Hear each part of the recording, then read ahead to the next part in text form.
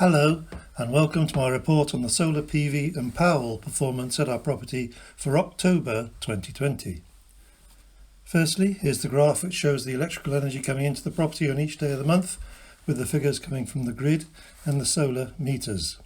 The total solar production this month was 275 kilowatt hours, which represents 35.5% of the electrical energy that came into the property, despite the month seeming to have been exceptionally gloomy.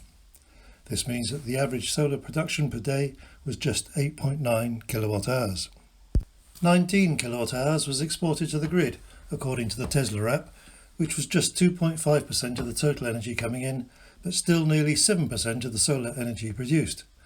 The app never records a daily value of 0 for my system, reporting an export of 0.1 kilowatt hours on each day when the battery nowhere near gets full. 500 kilowatt hours was imported from the grid during the month, 5 times as much as last month, including 9 units of peak electricity. This next graph shows where the energy used by the property came from, with the figures coming from the Tesla app. We are now into our winter phase, with a large proportion of the electricity going into the storage heaters in the annex above the garage, which were switched on the 7th. Since then, there has been an obvious 5-2 split, with the heaters being switched off at the weekend. The figures suggest that 33.8% of the energy used came from solar, with 16.4% being used directly and the remainder via the Powerwall.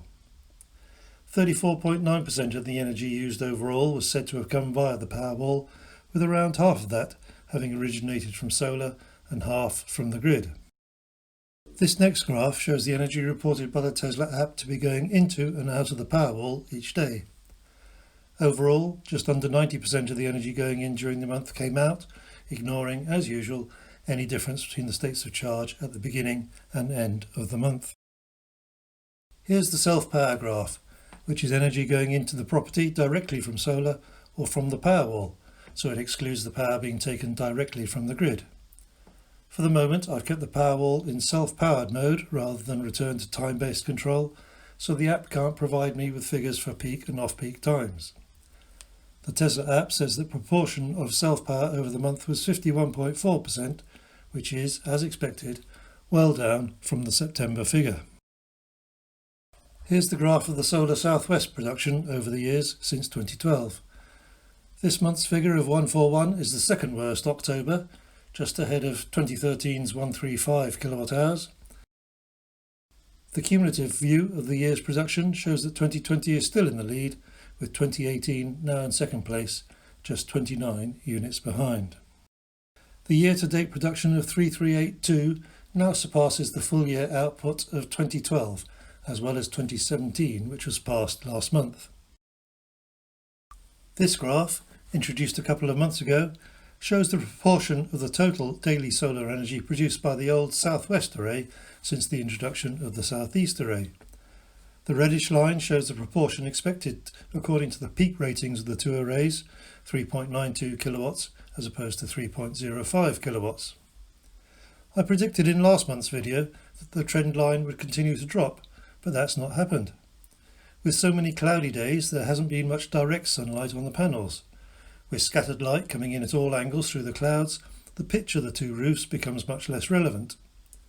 The small daily production figures also mean that any brief periods when the sun does become visible will move the dot a long way up or down, depending on the time of day. To finish, here's the graph showing daily energy input since the 1st of February. This might get to the end of a full year on 31st of January with the line still being plottable, and another impression graph showing just the daily solar production, the yellow and orange bits, highlighting how variable solar production can be in this country throughout the year. That's it for this month. As usual, I'll leave you with the energy usage graphs from the Tesla app for each day of October and hope to see you again next month.